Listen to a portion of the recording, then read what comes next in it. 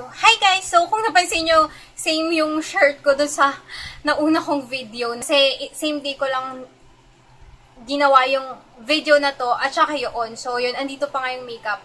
Actually, gumagawa din ako kasalukuyan ng review para sa Bobby Cosmetics. So, if you're interested, ilalagay ko yung link down below or ilalagay ko dito sa suggested videos.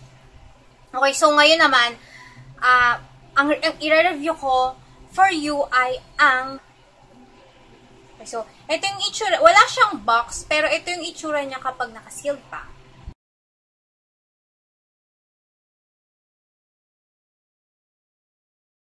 Ang ganda ng packaging niya. Gusto ko yung packaging niya. Mukha siyang expensive. So, ang shade nito ay Orange Power. So, yeah. This is for, I think, 649 pesos. Hindi ko maalala, ilalagay ko din ulit yung price dito. Okay, but I got this on sale for 399 pesos. So, yeah. So, ito siya. When you open it, ito siya. And ito yung lipstick. Kung napansin nyo, nagamit ko na tong lipstick na to. Ito siya. Ang shade nito ay Orange Power. So, sa camera, mukha siyang red. Pero, hindi naman siya red. Hindi siya red sa personal.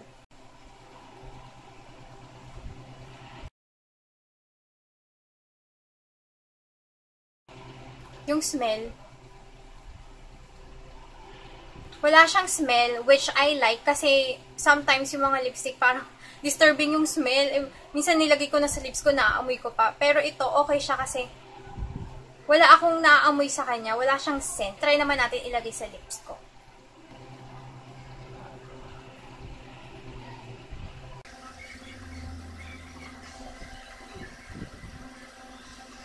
Okay, so eto siya.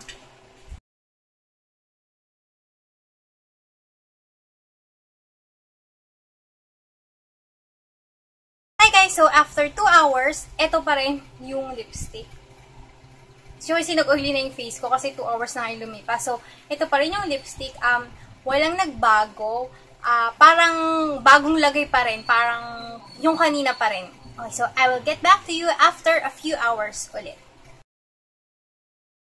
Okay guys, so after 3 hours, so ito na siya. Yung sa inner part ng lips, ito, medyo nabura siya kasi dahil kumain ako, nag-dinner ako ng kanin, syempre.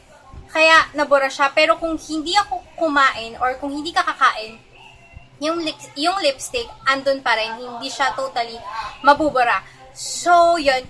As you can see, medyo nag-stain sa lips, which is okay para sa akin, para at least kahit mabura man yung lipstick, hindi pa rin talaga totally nabubura yung color. So, eto siya.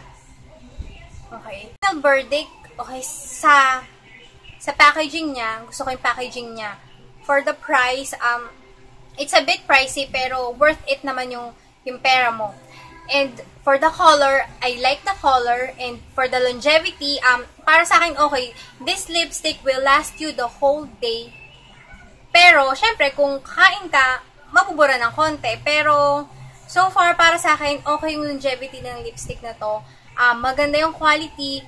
Super matte, pero hindi naman siya yung lipstick na na-irritate yung lips ko or totally na-dry yung lips ko. Kasi may mga lipstick na kahit mag-exfoliate ako or kahit maglagay ako ng lip balm, nagda-dry pa rin yung lips ko. Pero ito, kahit matte, hindi naman. Pero syempre, dapat nag-exfoliate ka ng lips or kung talagang ang lips mo ay laging dry, syempre lagay kang lip balm. Pero kanina, kung nakita ninyo, hindi naman ako gumamit ng lip balm nung ginamit ko tong lipstick na to. Yun lang. So, kung tatanungin niyo ako kung magre-repurchase ako, so, sa akin magre-repurchase pa ako ng iba pang mga shades ng lipstick na to. And so, yun. Ang ganda ng color niya. Promise. Nagiging, ko na siya, parang, kung kapansin niyo, parang naupod siya kagad. Kasi, halos everyday ko tong ginagamit. Simula nung na-try kong gamitin sa lips ko, halos everyday, ito yung ginagamit ko. So, yeah, I think that's it. Sana magustuhan nyo yung review ko. So, thank you so much for watching and I'll see you in my next video. Bye!